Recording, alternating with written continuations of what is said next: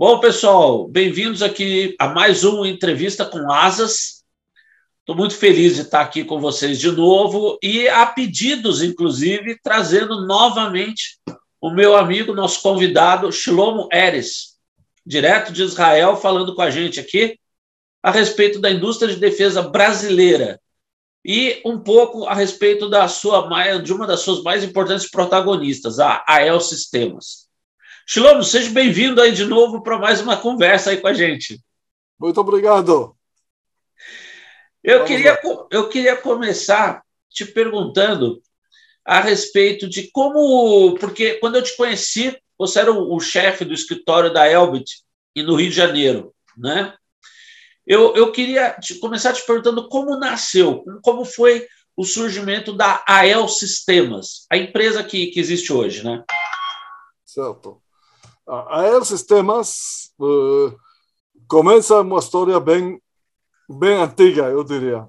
A primeira vez que conheci o Cláudio Barreto Viana, o grande guerreiro do Porto Alegre, foi em 81, quando eu trabalhei na IAI. Mas seguramente ele não vai lembrar dessa entrevista que fomos para ver em 81.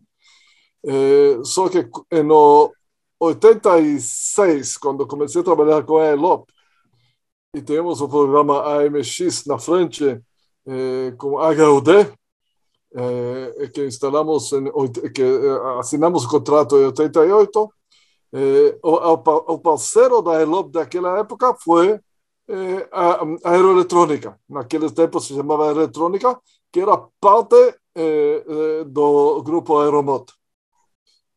E foi bem sucedido esse programa. A Aeroeletrônica captou muito bem a transferência de tecnologia e, em realidade, produziram e, inclusive, modificaram alguns assuntos do HUD do MX.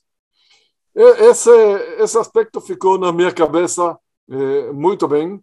E quando assinamos o contrato F5, e temos aí também um programa de offset, que nessa época, lembra, offset não existia no Brasil, em realidade. A lei de offset aparece muito mais tarde. Mas nós, com o grande brigadeiro Fernando Sima, que nessa época estava dirigindo a Copac, nós assinamos o contrato do F5 e aí nos obrigamos, as duas partes, a ter uma empresa no Brasil que faça a manutenção dos equipamentos que nós temos dentro do programa F5. E também do ALX mais tarde, porque no ALX é um programa separado que se assinou anteriormente ao F5, sim? Mas só protótipo, desculpa. Naquela época da assinatura do contrato da F5, claro que eu lembrava muito bem a Aeroeletrônica, Cláudio Barreto Viana, temos uma relação muito boa, e em realidade a Aeroeletrônica, fora da Embraer, a única empresa que nessa época ficou e sobreviveu ao programa PIC do MX. A FAB tinha muito interesse em manter ela viva, porque também tinha muito equipamento lá dentro. E se a Aeroeletrônica quebrava, esse equipamento seria perdido e seria licitado para alguém fora da FAB. Então, a FAB tinha muito interesse, nós temos o interesse, esse interesse, junto com a FAB, nos levou a comprar mais tarde a parte da Aeroeletrônica. E, em realidade, em 2001, começamos a compra, botamos aí um diretor da empresa israelense, que foi muito bom para a época da compra, porque a compra tinha muitos problemas. Tinha problemas de dívidas com o governo, com empresas, muitos problemas, levou 2 anos mais ou menos estabilizar esse assunto e mais ou menos depois de 2 anos a empresa já estava flutuando, mas ainda perdendo muito dinheiro. Nosso pensamento naquela época era só fazer manutenção.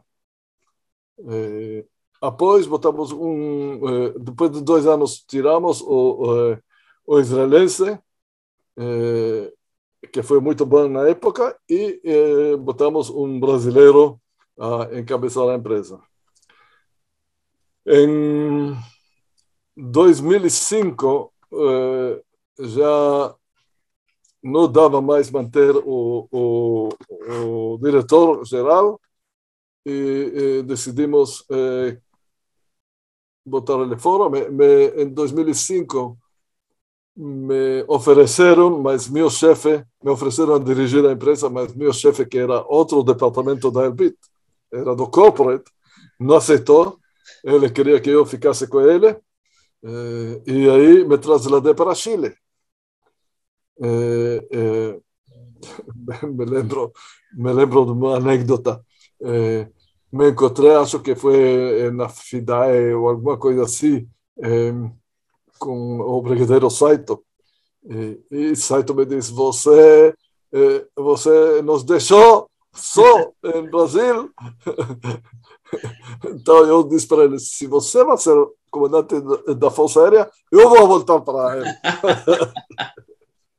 E em realidade, por casualidade total, sim, nada a ver com isso, com o que disse aí, ele assume a Força Aérea, se não me engano, em 2007, e a final de 2006 me oferecem também a voltar, porque já não podiam mais. Quem dirigiu a empresa nessa época foi Vitor Neves, era funcionário ainda dos tempos da Aeromoto Aeroeletrônica. Ele ficou com a gente e ele dirigiu a empresa 1 ano depois de despedir aquele senhor que dirigia a empresa. E eu perguntei a ele se ele não se importa que eu vá, porque eu não queria criar um mal sentimento. Aí ele disse, claro, que ficamos juntos toda essa época com ele. Eu adorei ele, cara que tinha uma visão diferente da minha, mas discutíamos. É interessante que quando íamos juntos a alguma reunião com a Força Aérea, ele entendia uma coisa e eu entendia totalmente outra coisa. Sempre foi assim. Mas era muito bom, porque aí você entende muito melhor as opiniões dos outros, e ele me ajudou realmente muito. Em 2007, eu cheguei em janeiro de 2007, fiquei até final de 2014. Outra vez, por casualidade, o comandante também estava, se não me engano, nas mesmas épocas, mas era uma época que também esteve o presidente Lula, se não me engano, como presidente, o ministro Jobim, no momento que eu achava muito bom presidente, sim. Desculpa, muito bom ministro. Acho que um dos melhores ministros que o Brasil teve na defesa. Não conheci outros. Mas essa época foi super fantástica para mim. Foi boa, acho, para a Força Aérea.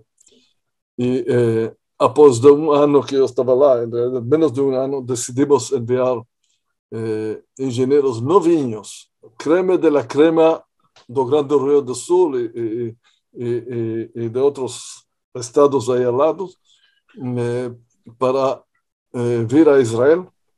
Ficaram aqui entre 1 a 2 anos, dependendo de quem. Engenheiros muito bom, que hoje é a base da engenharia da AEL, hoje dirigem a engenharia da AEL. Após de 2 anos, a Elbit não me queria liberar eles de volta. Queriam ficar com eles, mas claro que voltaram. E, se não me engano, hoje está tentando fazer a mesma coisa. Foi um excelente passo, porque na verdade o que eles não trabalharam nos programas do Brasil, outros programas de aviônica. Quando voltaram, nós, em realidade, já no caminho desses 2 anos, já decidimos mudar a empresa. Olha, quando eu subi a empresa, tínhamos 70 funcionários, uns 10 engenheiros. Quando termino, temos 300 funcionários, mais ou menos 100 engenheiros. Caramba! E, em realidade, essa vinda dos engenheiros a Israel muda a empresa de uma forma extrema. A engenharia de lá é do mesmo nível de cultura da Elbit. Hoje eles fazem trabalhos para a Elbit, para engenharia pura, para outros programas de lá para cá. Estamos exportando, eles estão exportando, desculpa, programas para Israel. Isso foi um ato fantástico que o Brasil ganhou muito. Eu acho que não tem melhor forma de transferência de tecnologia. Depois vamos tocar o assunto do offset, aí vamos tocar esse assunto. Aí decidimos que também, em paralelo à engenharia, temos que reforçar a produção. E, em realidade, trouxemos linha eletrônica completa SMT, não sei se você conhece esses robôs, diríamos, que produzem, entra uma placa e sai do outro lado uma placa completa. Sim? Trazemos muito conhecimento para a produção e, em realidade, a EL começou a produzir todos os elementos do F5 e a manutenção do F5. Sim. E também do ALX, claro. Bom, isso para ter ideia, o nascimento, a estratégia da empresa foi mudando durante os anos, sim. E o bom que tem é que tem a engenharia, eles sabem desenvolver coisas. Desenvolvemos na época uma plataforma inercial que não terminou, mas não importa, não terminou. É importante que o conhecimento ficou lá.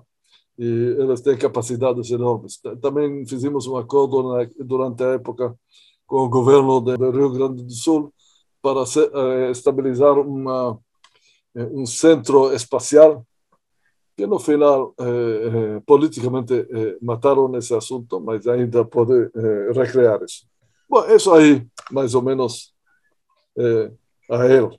E o que você poderia contar para a gente um pouquinho desses programas de modernização, que no AMX começou ainda na fase de aeroeletrônica, mas era o programa do protótipo, e depois na EL já veio o F5, depois tem o Skyhawk, né, e o próprio Bandeirantes também modernizado pela EL. O que você pode contar um pouquinho para a gente desses programas?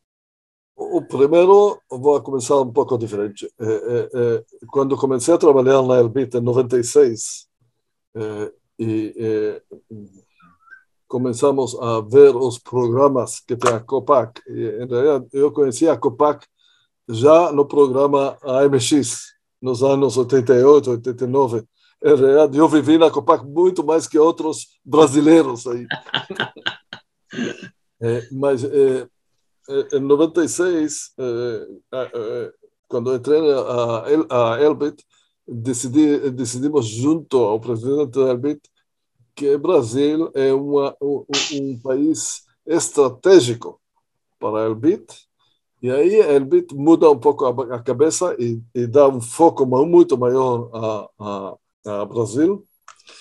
E nas conversas minhas, eu entendia que temos 3 programas na frente. O primeiro programa, AMX Color Display, CMFD. Porque a AMX tinha um sistema que, quando começou o programa PIC, era avançado, mas o programa, você sabe, foi muito devagar, e quando começaram a entregar as aeronaves, o display que tinha lá era um display pequeno, de 4x4, monocromático, e já existiam câmaras coloridas nesse mundo para aviação. Então, a Embraer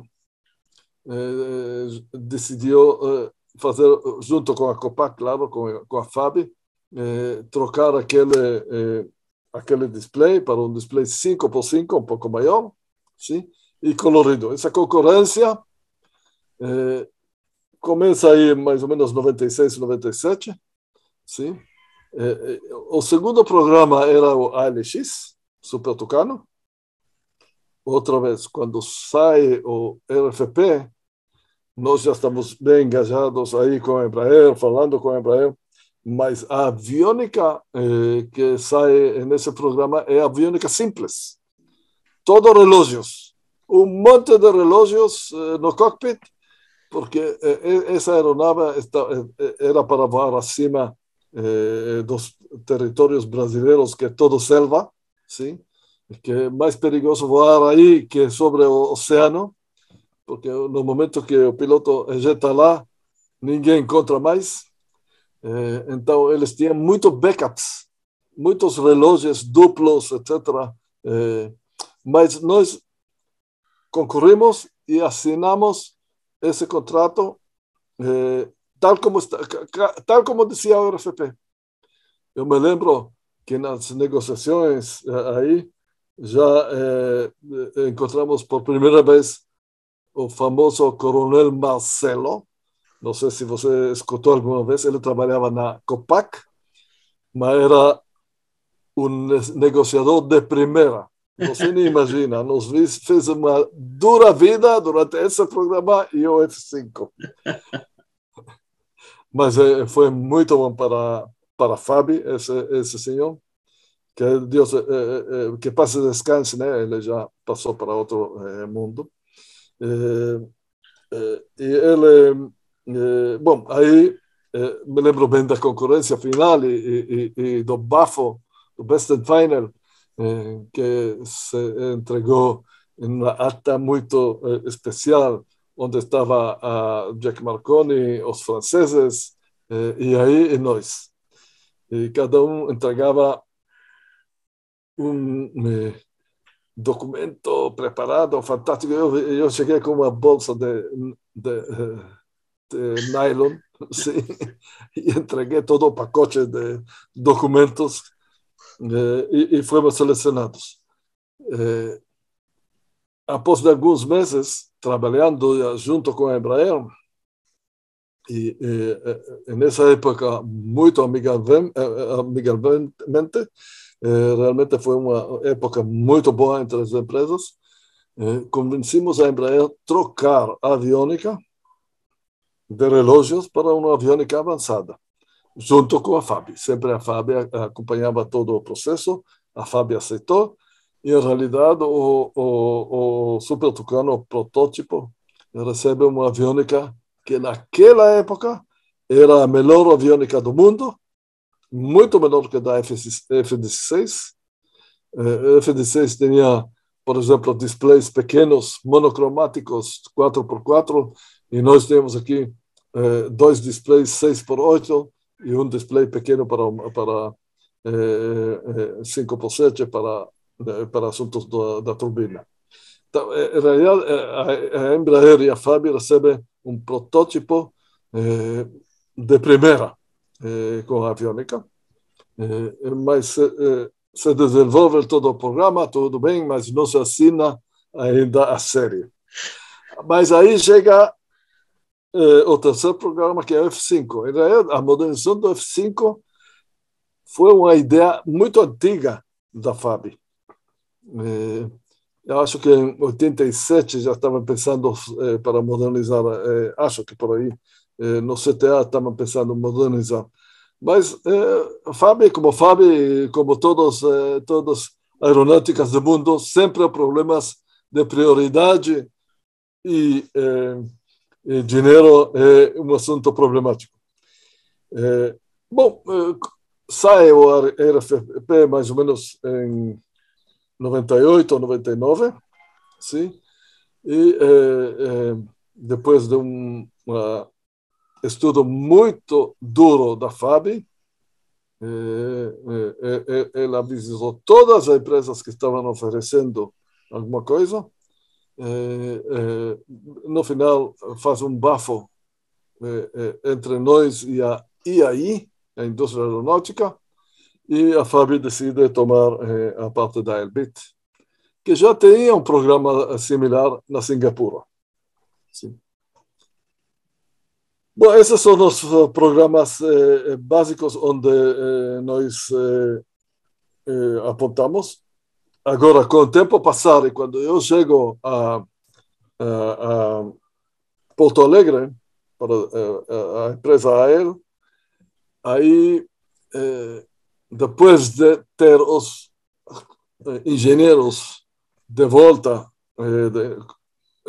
a FAB nos deu muito pontos de offset por esse assunto, realmente era muito bom. E nós dizíamos todo o tempo que precisamos programas, senão vamos perder os engenheiros. A Embraer estava vendo a possibilidade de modernizar o Bandeirante, C-95. Nós fomos juntos para esse programa, junto com a Embraer. Só que o programa, junto com a Embraer, a FAB não era viável para a FAB, era muito caro. E a FAB decide dirigir-se diretamente para nós e ver se nós podíamos encarregarmos de todo o programa. E, em realidade, nós fomos para esse programa sabendo que para a empresa é um programa estratégico, sim, muito importante. Para a Embraer, não sei quanto era estratégico, mas a Embraer ficou bem zangada com esse assunto. Nós, posso dizer, investimos muito nesse programa. Foi um programa muito bom. Entre aspas, vou abrir a parênteses, perdemos muito dinheiro nesse programa. Porque, outra anedota, empresa, todo programa que perde dinheiro é estratégico. Mas realmente tomamos o risco sabendo que era problemático. Sim? Mas, em realidade, esse programa bota a aeroeletrônica em uma situação totalmente diferente frente à FAB. E esse programa que nos leva para nos próximos anos para discutir com os diferentes ofertantes do FX parte dos pacotes, cada pacote diferente. Certo. Os franceses, que eram fortes politicamente, muito fortes politicamente, estavam a Saab com o Gripen, que era, entre aspas, sempre a queridinha da FAB, porque, em realidade, Saab sabe muito bem cooperar com a FAB, sempre soube, sempre soube. E a aeronave não é ruim, é boa. E tem a F-18, que estava descartado no início, mas a Boeing fez um fantástico trabalho e estavam muito bem situados até a aventura de Snowden. Lembra de Snowden? Snowden matou o programa F-18. Porque aí saiu a Dilma e toda essa história aí, e acho que matou isso, e finalmente se assina com Saab. Se assina com Saab com a condição já de que a aviônica, ou parte da aviônica, tem que ser da AEL. Esse é um risco que a FAB tomou, um risco muito bom, que depois vamos falar um pouco disso em outros aspectos. E, em realidade, nós conseguimos concretizar nas nossas conversas com a FAB que a solução AEL é muito boa para o Brasil, com o display grande, sim, um display só, enorme, capacete, etc. E realmente a Fábio se convence e obriga realmente a Saab dar esse trabalho para ela. E o demais é história, porque na realidade eu queria muito mais que isso. É óbvio, né? Óbvio. Eu queria ter toda a eletrônica da aeronave feita em 2 lugares, na AER e na Suécia. Eu achava que era muito bom para os 2 lados ter 2 lugares, um apoia ao outro, pode ajudar no marketing do mundo, pode manter as aeronaves desse globo com mais facilidade, mas era meu sonho, por várias razões não saiu desse modo, mas em todo caso essa aviônica hoje é muito boa. A Saab e os suecos adotaram essa para as próximas entregas futuras, se houver, e para marketear no mundo. Porque marketear no mundo contra aeronaves modernas como F-35, por exemplo, é difícil. É difícil. Okay. Uma palavra sobre a aviônica moderna, que eu também já não estou muito engajado. Hoje, a plataforma, é dizer, a aeronave, é importante, sem dúvida. Uma plataforma como F-35, Stealth, etc., é super importante. Porém, o que mais interessa é os sistemas que você tem a bordo. Se com os sistemas você pode controlar tudo o que passa nesse globo em torno ao piloto, é uma história muito diferente. Não importa se a manobra é muito boa. Certo.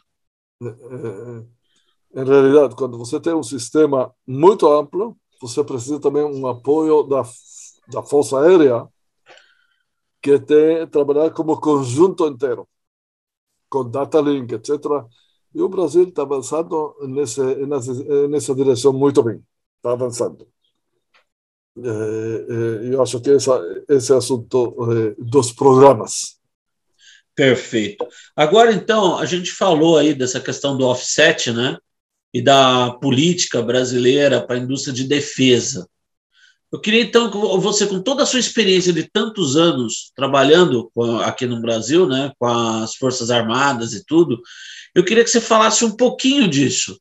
Como é que você vê isso, né? Umas palavras sobre o livro branco, que acho que basicamente o livro genérica é muito bom. Vou referir-me só à parte das indústrias.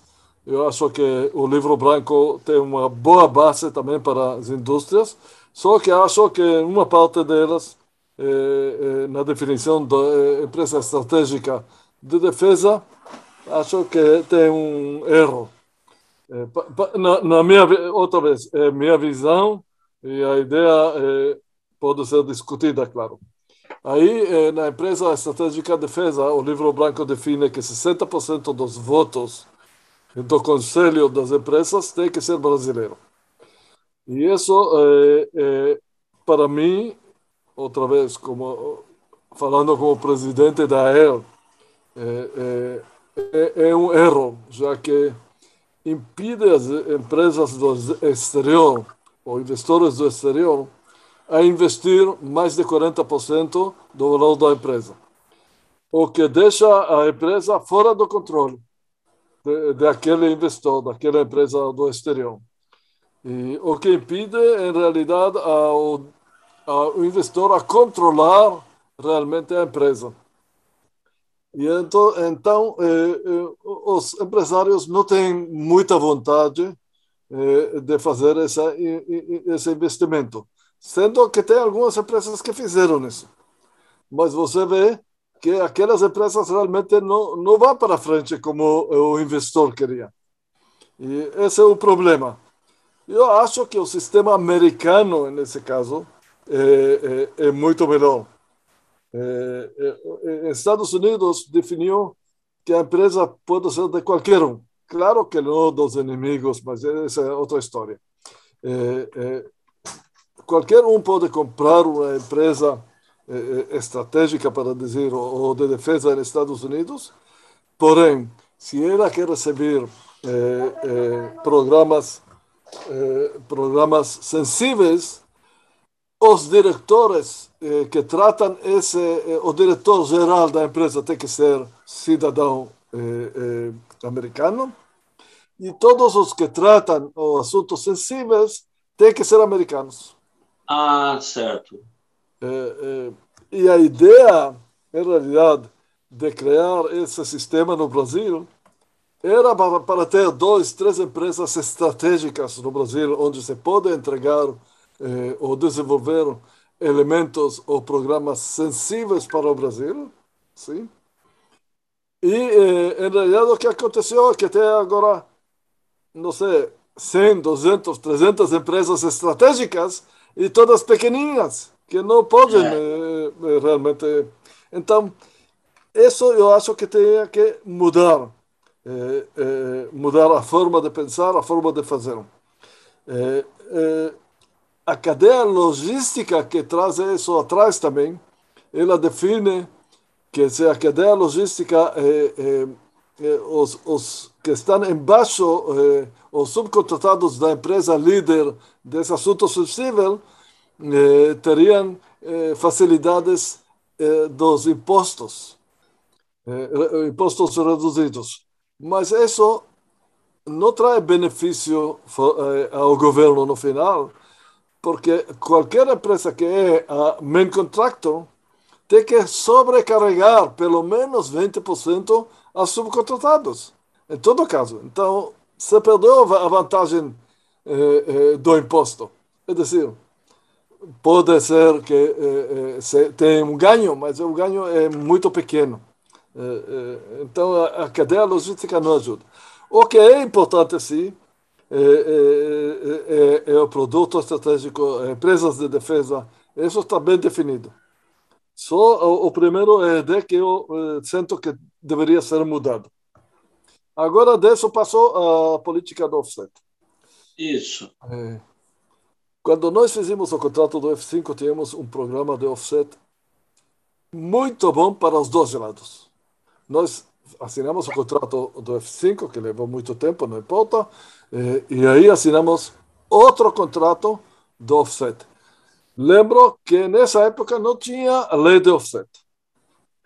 Então, os dois lados fizeram o melhor que podiam ver no assunto do offset. E tínhamos um contrato de offset para completar muito dinheiro de offset em 11 anos.